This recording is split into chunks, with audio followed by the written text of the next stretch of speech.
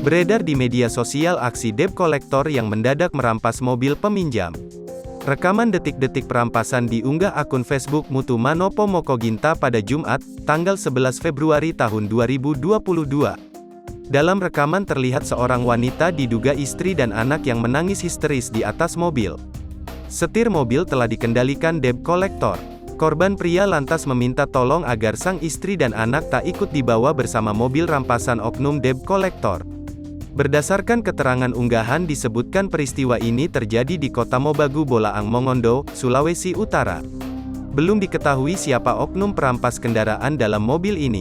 Dalam video ini terdengar suara tangis histeris ketakutan seorang ibu dan anak kecil.